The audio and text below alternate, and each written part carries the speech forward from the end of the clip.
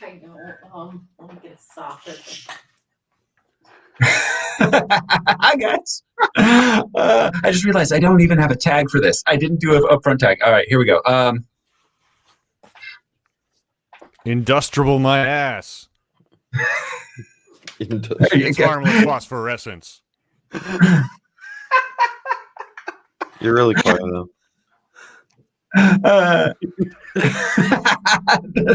We're off to a great start this week, everybody. Al, you're getting the tag. I'll clean it up. I'll put it on there.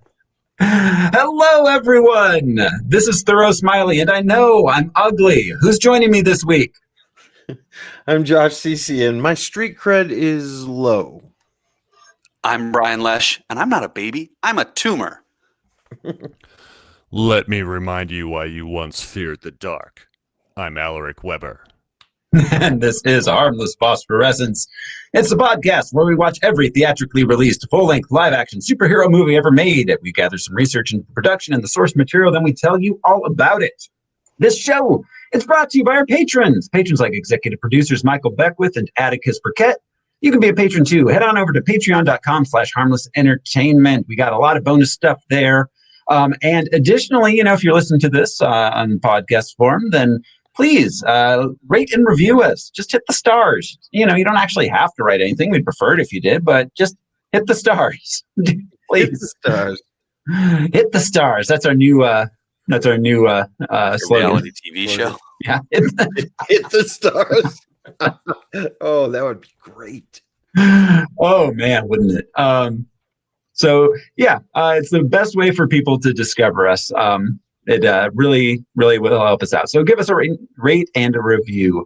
Meanwhile, this week on Harmless Phosphorescence, we are going to be watching Hellboy 2, The Golden Army. They really missed the opportunity to call it Hellboy 2 Electric Boogaloo, man. They really did. Hi, this is Guillermo del Toro, and you're watching the exclusive debut of the full here on Yahoo.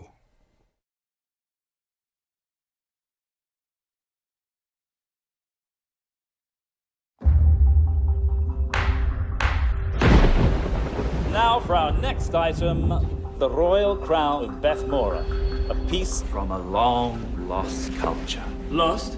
Not at all. Very much alive. And I am here to reclaim what is rightfully mine. Call security!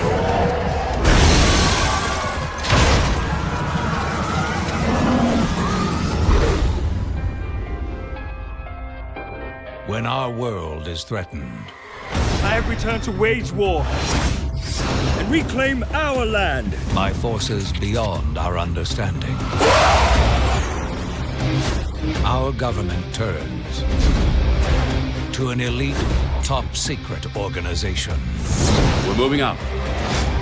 We had over 70 guests reported. We have no survivors. Same story here, babe. Don't call me babe. Hey, I said, hey. Red, we have company.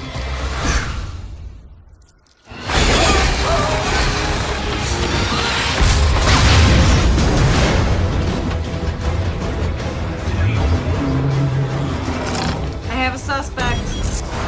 The Royal Seal. I'm Princess Nuala. My father died to uphold the truce with your world. I will call upon the help of all the children of the earth. The good. The bad. Give it up, Nasty. We can see it. See me? How? How do you see me? And the worst. The Golden Army, the unstoppable force. Oh, crap. Kill them. I wouldn't do that if I were you.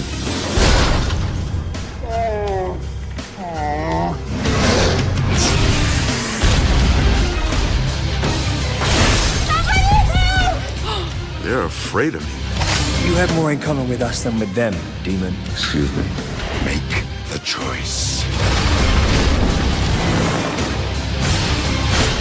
You woke up the baby.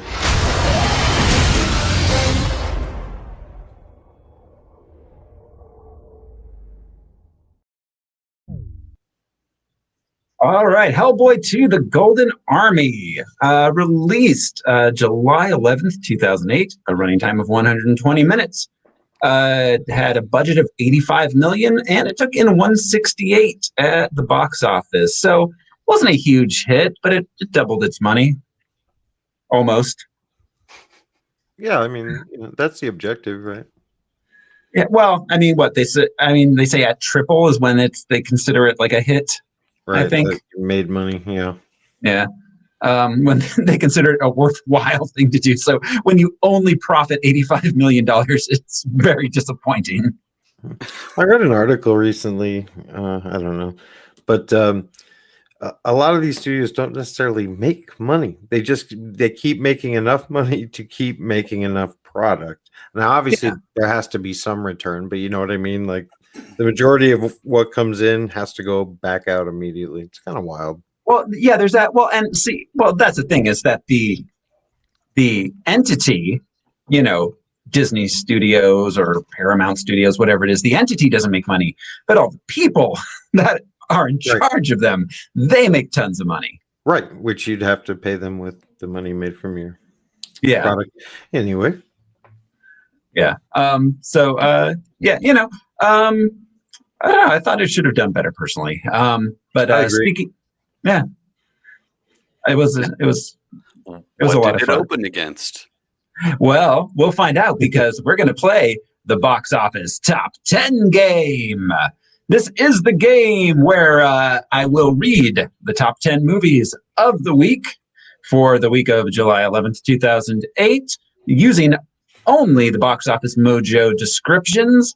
And the guys here are going to try to guess what movie I'm describing. They're also going to guess where they think Hellboy 2 opened. Why don't we go ahead and start? Brian, we'll start with you. Where do you think this opened? Number 3. Brian says 3. Al, where are you going with it? I'll go with 2. Al goes 2. Josh? I liked 3, so I'm going to go 4. Josh goes 4. All right. So here we go. This is the box office top 10. There is going to be some overlap here with last week since what was it? Was it Hancock? Is that what we did last week? Yes. That was just a week earlier. So this movie, set in Cincinnati at the height of the Great Depression, a resourceful young girl helps her mother run a boarding house after her father loses his job. What? Oh, this is the American Doll? Yeah. Yeah. Oh, that same American Doll. Anyone remember what it was called? Whatever her name was. A Werewolf in London. Kit Kitteridge. Kit Kitteridge, yes. I'm sorry. I remember that. An American Werewolf in London. An American girl. Werewolf. Yeah. Okay. Were girl. An American were-girl. Because she was an American were-girl. She was an American werewolf in London. They only went there. They didn't buy Euro passes. Coming in at number 9. An angry man who tries to not be angry. Kitteridge 2. Incredible Hulk. Yes. Oh, Al, you get an incredible point. What incredible point. Even though I'm ashamed, did I get anything for Kitteridge? Yeah, well, okay, so Al guessed the American Doll, you guessed Kit Kitteridge, so you both. Oh, right. So you each get half a point. I'll let you keep. Josh, I'll let you keep the whole point on the weekends. All right. I will let you have the top half of the doll on weekends. You got to keep that bottom half of the doll. It's the good part. We can cut it down the side. God, down the middle. Doll. That's so dark. I've never even seen one of those. Okay. Coming in at number 8. Again, the Dragon Warrior has to clash against the savage Tai Lung as China's fate hangs in the balance. Kung Fu Panda. This is the 4th time this has been on our list. It's been here all year long. This is This DreamWorks' movie most made- successful movie, right? Yeah, this made yeah. It made $600 million. Wow. Right now, we're really only testing our memory of last week. Yep. I'm impressed. Yeah. I barely remember yesterday. So everybody, I only remember American Girl dolls. It's a condition and it's terrible. nobody gets any points for that because Jack Black has them all. Number 7, opening this week. Oh God, this movie. A crew of miniature aliens operate a spaceship that has a human form. While trying to save their planet, the aliens encounter a new problem as their ship becomes smitten with an Earth woman. Okay. The ship because why is this ship? This is like it's one word, right? Yes. Yeah. It's not aliens, but it's Actually, no. I'm sorry. I was getting it mixed up with another movie that has a similar title. This has 2 words. Oh, I see. This is in K-Pax, right? Lever. No. It stars Eddie Murphy, Murphy, and Eddie Murphy. What? Oh.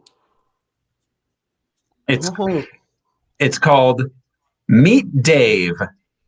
Holy shit, that's right. I remember this, yeah. I remember that. I didn't see it, but yeah. I now can remember Eddie Murphy's head coming apart, sort of like in yeah, Total Recall. exactly. Yeah. Yeah. The poster just has a little Eddie Murphy sticking out of a big Eddie Murphy's ear. You gotta see a doctor. Number 6. A highly intellectual but bumbling spy working for the control agency is tasked with preventing a terrorist attack from rival spy agency Chaos. That was last week. Yeah, starring Steve Carell as Get Smart. Yeah, Get Smart. For that, you get points. Sweet. They're Mel Brooks and Buck Henry wrote Get Smart. Not that movie, but the show. The show. Wow. Love Buck it. Henry. Buck Henry. Yeah. It still sounds like a porn name to me. Yeah, totally. Always will. Yep. Coming in at number 5, a frustrated office worker learns that he is the son of a professional assassin. And there's no toner in the copier. He finds out because like she got an invitation to the assassin reunion. What? A frustrated office worker. So every one of them.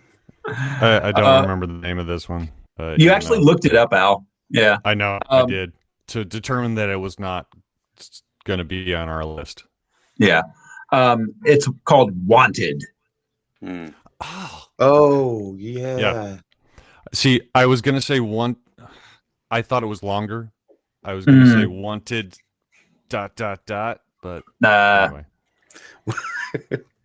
Yeah, I didn't, so no points. Yeah, you wanted points, but you did not get them. I would have loved if the title to that movie was that ... just ellipses. Yeah, just like, ellipses. Just no after that one word. Just like okay. Yeah, that would be very mysterious. Coming in at what number are we on? Coming in at number 4, Sad Robot. Wall-E. Wall-E. No, I didn't get it. That was also 4. Yeah. Opening this week. Oh, fuck this movie. Okay. Opening this week. On a quest to find out what happened to his missing brother, a scientist, his nephew, and their mountain guide go on a journey. What? Everest? No. Wait. And Everest. Discover a fantastic and dangerous lost world. Oh, Land of the Lost? No. Land of the Found. I actually Lost saw World? No. It's that genre though, that era. It was based on books from that era. Journey to the Center of the Earth. Yeah. That stars The Rock. It was a terrible movie. It was really bad. And I like that Rock, but I bet it was bad. I like that Rock. I do. Coming in at number 2, a superhero whose ill-considered behavior regularly causes damage in the millions. All right, Al got Hellboy. Hellboy 2. No, it's Hancock. That's Hancock. Oh, that's right. We all missed it. Similar. Describing Similar. Hellboy or Hancock is similar. Wow. Yeah, interesting. Okay, yeah, that was Hancock. Still on the list. It was from just last week. And number 1, a prince of the mythical world. The mythical world starts a rebellion. Well, I have questions about the mythical world. Yeah. Against humanity in order to rule the earth, and Hellboy and his team must fight to stop him from locating the all-powerful Golden Army. I don't know if that description is accurate. I don't think so. So number 1, nobody gets it this week. You all underestimated Hellboy for the last time. It must have had a quick drop off after this weekend. Do you know what I mean? Because like you said, it almost doubled, but that's not big in the terms of box office. So yeah, no, it did 32 million this week. So that's another 30. Okay, that makes sense. So that's it for the box office top 10. This was based on comic books. We talked about Hellboy previously, but is there any new? Has new information come to light now? There has new characters for this movie. Well, new character, I suppose. Johann Kraus, created by Mike Mignola, first appeared in BPRD Hollow Earth #1, January 2002. To put that in relation to Hellboy media history, the first Hellboy comic came out in 1994, and the first Hellboy movie was in 2004. Oh, okay. So 8 years after the start of Hellboy, 2 years before the first movie. Okay. Johann Kraus was born in Stuttgart, North Germany in 1946. He became aware of his psychic abilities at the age of 10. He would turn to occultism and then the church in an effort to help the spirits that would appear to him. Kraus opened his own psychic office in 1971 at the age of 25. Becoming He's like, you don't need to come to us. We'll call you. Yeah. Well, and it's a psychic office, but it's like he's like they just do regular office work. Yeah. Psychically. Yeah, just ahead of time. And he would become a well-respected medium in Germany. In 2002, he was the only... Yeah, I'm a well-respected extra large in Arizona.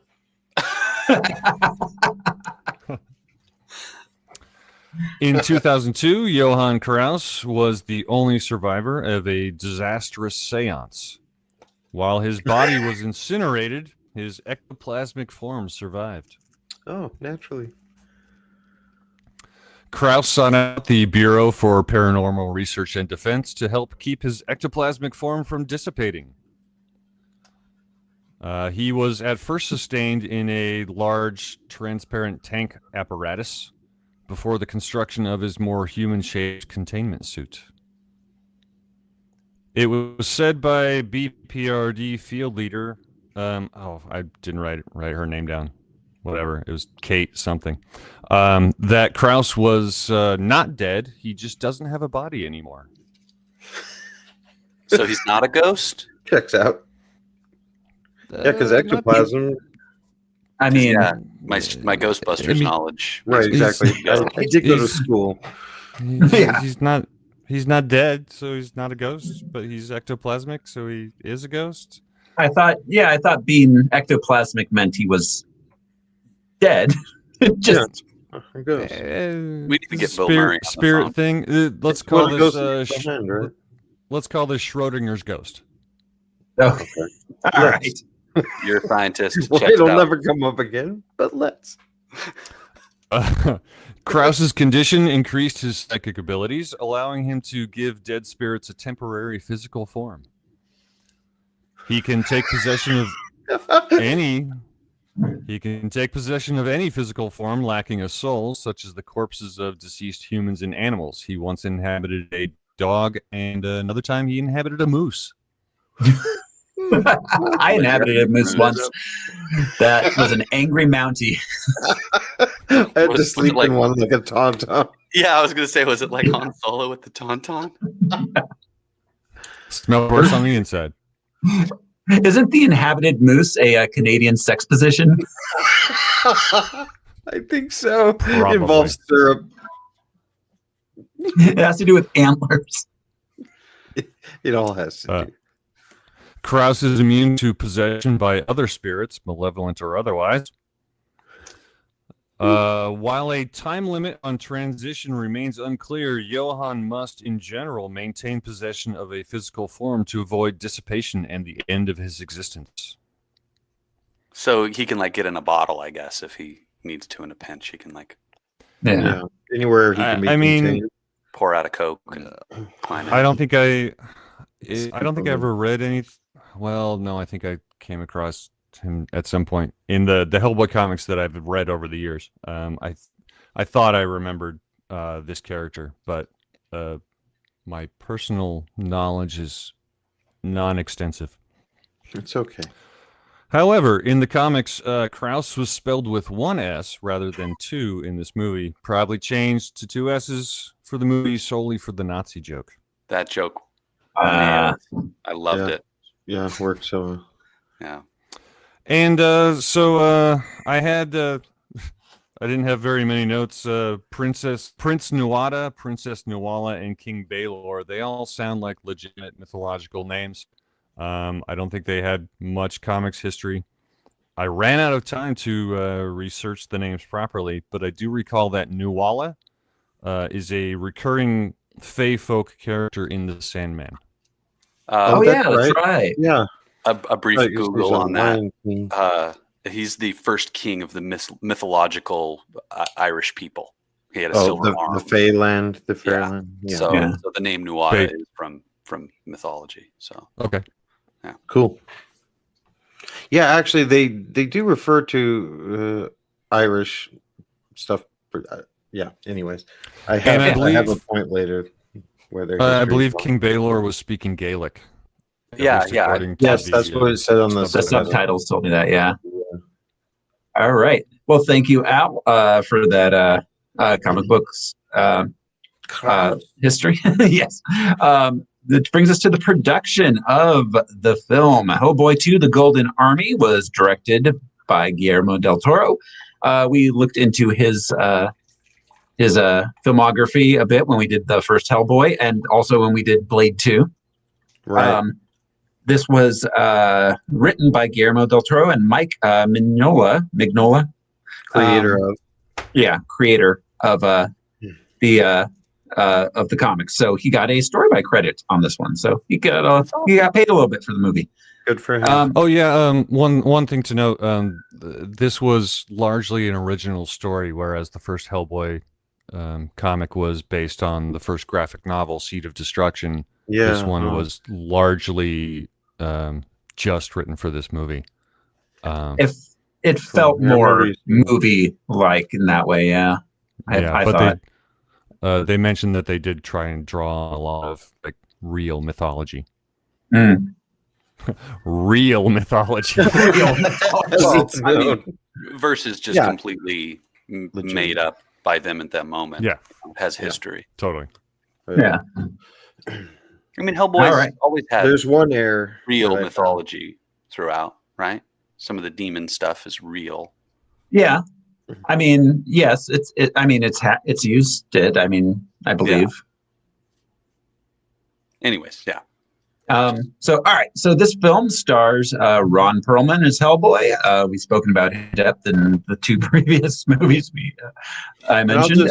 I'll say what I'm sure I said it the first time, but like Chris Reeve or Robert Downey Jr., like it's one of those castings where how could you imagine somebody else? Like, right? He nails it. We get someone else though, and I think I haven't seen that one yet. I think he probably did a good job as well. But like, I'm sure he did good. Ron Perlman was physically built to be a Hellboy. It's not the same. It was. It's really not the same. Jim Hopper is not the same as Ron Perlman, who's just looks like a demon. No one is like the Perlman. Yeah. Ron Perlman is just made for this role. Ron Perlman's presence as Hellboy really defined the character of Hellboy for a lot of people. In the comics, they didn't talk a lot. There was not a lot of dialogue in the Hellboy comics. A small amount of quippiness, but not to the extent that they let Ron Perlman quip. And, and he was just built for it. He's just an NC teenager. Right. And you're right. He defined it almost more than they did in the comics. Yeah. I mean, it's similar to Robert Downey Jr. and Iron Man. Like, he made the character in a lot of ways. Selma Blair is back as Liz Sherman. Doug Jones is back in the suit for Abe Sapien, voiced by David Hyde Pierce. Oh, it was him? Oh, no. No, I didn't think so. That's Doug Jones, man. Oh. It is Doug Jones, huh? Yeah. Yes. Okay, I'm sorry. Yes. That's right. David Hyde Pierce. Wait. In the first movie. He was in the first one. Yeah, Doug Jones did the voice for this one. David Hyde Pierce did not return. Okay. Yes. Which was awesome because like the first few scenes with Abe Sapien where he's speaking, like I caught his voice. It's like David Hyde Pierce. I know that voice. But couldn't place it until I looked it up and then saw that it was Doug Jones. But he sounds exactly like he does in Star Trek Discovery because he's Captain Saru, or Commander Saru, then Captain Saru. But he sounds just the same, and he sounds great. Yeah, Al mentioned this to me yesterday, and before I watched the movie, and the moment that he spoke, I was just like, "Oh, Saru, that's really cool." Yeah, and good for Doug. Yeah. You know, he didn't get to speak when it was like, why not? Yeah. It actually it sounds more natural in this movie, not to belittle David Hyde Pierce's voiceover in the first one, but it sounds more natural in this movie. I mean, voiceover is always going to be a little less natural than when the person, on set is doing the vocal performance. It just always is. Well, and Doug Jones in Discovery is essentially playing this character. It's weird to see him as a fish man in multiple things now. Well, we found out women love them. Yeah. Was it Doug Jones in what was that movie that he won the Oscar for? Water or the Water, The Shape of Water. Yeah. Was that Doug Jones in the suit there? Oh, I don't even know. God, who was it? Yeah, it was. It was. It was definitely Doug Jones in Shape of Water. It wasn't an actor. He's just tall. I'm sorry, Doug. He absolutely is an actor. He wasn't like a known blockbuster type guy. He wasn't an A-list celebrity. Because again, you can't pay a couple $1 million to a Robert Downey Jr. and not show his face. And obviously that script was like, you can't, there's no face. That is his face. I mean, he's got to like live around the corner from Del Toro. He's in everything that Guillermo del Toro makes. It's like, can I borrow some milk? And would you put on this fish suit? For an unrelated matter. Doug Jones also played the Angel of Death and Chamberlain, the doorkeeper for King Baylor. The weird snail-looking guy, right? Yeah.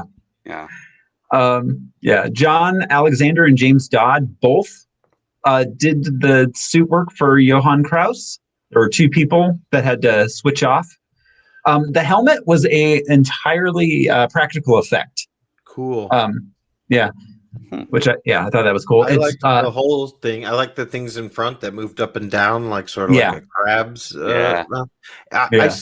Like they really hit the like mandibles? Edwardian steampunk shit very well, way better than what we've seen in the past. This movie made me want to see Del Toro do a Star Wars movie. Yeah. I just couldn't that would imagine how be- cool That'd that be would kinda be. cool. His production design is always just beautiful. Yeah, it is. So Seth MacFarlane voiced Johann Kraus. We've never talked about him before. I don't think, has he ever been in a superhero movie? We did. I don't think so. I don't think he's been in one at all, except this. Seth MacFarlane, the Family Guy. It's Seth MacFarlane. Yeah. The Orville. Yeah, the Orville. Yeah. That's right. Yeah, that's the Orville. Right. That's a Yes. that's a good show. And Brian mentioned to me yesterday that Seth MacFarlane had a guest spot on an episode of Enterprise. Yeah. Oh. Good for him. So, he was. Yeah, good for him. He's a Also, huge Star Trek fan, and he got to do it. an incredibly talented singer. I was just going to say, crooner, he is. man. He's released some American Standard albums. Yeah, like with those old crooner songs. Every time he opens his mouth to sing, I'm just like, I'm surprised again. It's so cool. He's a so very talented. weird Renaissance man. Yeah. He really is. And But good for him. I'm not like the biggest fan of Family Guy. Like, I mean, but I got to respect what he does. I mean, like, it's been 20 years now. I will say this. He's done so much with the fame he found from Family Guy. More than most people do. Right. He parlayed it into a lot of their stuff. fame. Yeah. Yeah, he's politically active as well, and well spoken in that regard. And wasn't he famously supposed to be on one of the 9/11 flights? Oh, I don't know about that. God. I heard that. He was supposed to be on a 9/11 flight, but ended up like being late for the airport or something. Wow. So what are you saying? Is he like secretly a plant from Al Qaeda or something? No, that's I don't know. Al Qaeda sent us a plant. Sorry, go ahead. I will say that I've said it before. The Orville is one of my favorite shows from the last couple of years. Yeah, it's good. Better than Trek in a lot of ways. Yeah, most of the new Trek. Yeah, I agree. I love it so much. Yeah. He was supposed to be on one of the flights that went into the towers. Jesus. Yeah. Lucky guy. Yeah, in many ways. Yes. Say the least. All right. So Luke Goss plays Prince Nuada Silverland. Ooh, I didn't know he had a last name. Yeah, Silverland. Luke Goss, we've seen him before. He was in Blade 2. He was Jared Nomak. It's so convenient that they found a guy that looks like that.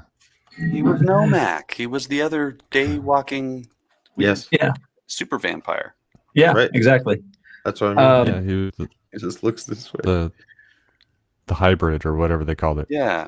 Yeah. Exactly. Apex Predator we were talking about. Yeah. So he. Anomaly. Yes, he was an anomaly. Let's see. We have Anna Walton as Princess Nuala. She was in the movie Vampire Diary, which is unrelated to the series The Vampire Diaries. It's a totally different diary. Yes. This vampire went to camp. And also the Mutant Chronicles. Yes. Or yeah. just Mutant Chronicles. Chronicles. That's I So, don't know. yeah. Vampire Diary, Mutant Chronicles. Chronicles feels like it has more prestige. Werewolf Journal. Frankenstein's podcast. She was also. Let's see. She was also in A Girl and a Gun, 5 Days of War, The Halloween Kid. God damn! If only she'd been in Memoirs of an Invisible Man. Yeah, she could have gotten. Yeah. Oh right. I thought maybe I was waiting to see if she was someone I recognized. Nope. She's not.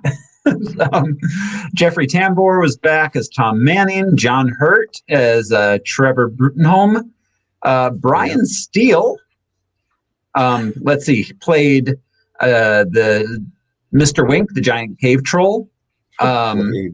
Yeah, he also played Cathedral Head, the troll who's the owner of the map shop. He played Fragglewump. Fragglewump. He played Fragglewump? He did play Fragglewump. The Scottish troll. The one that the old lady that eats cats. Yeah. Writing that down. Her name was Fragglewump. Okay. Crony Troll, which is a spice shop owner. And we have Roy Dotrice as King Baylor, who was wow. He passed away in October 2017. He was born in May 1923. He was a very, very old man. He mostly did stage, but he was in a bunch of television and film, mostly in England, it looks like, although he was in Space 1999 as Commissioner Simmons. Magnum P.I. Woo. He was in Cheech and Chong's The Corsican Brothers. Oh, God, I love that movie. Yeah.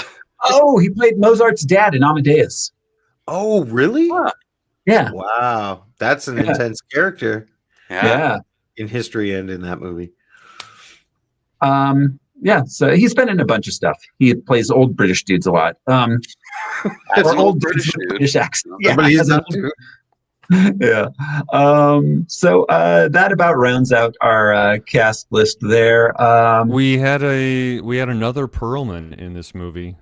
Did we? Blake Perlman. She was one of the newscasters. But I tried to look her up briefly to see if she was like the daughter of Ron Perlman.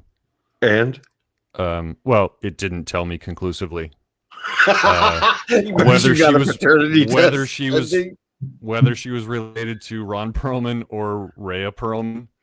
Wait, are they not related to each other? Rhea Perlman and I'm just finding out now that Ron Perlman and Rhea Perlman aren't the same person.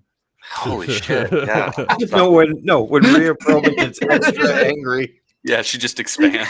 It's like her Hulk form. Carla. Yeah, just her apron shreds. I see him like, Sam, I'm telling you. They're both never been in the same room.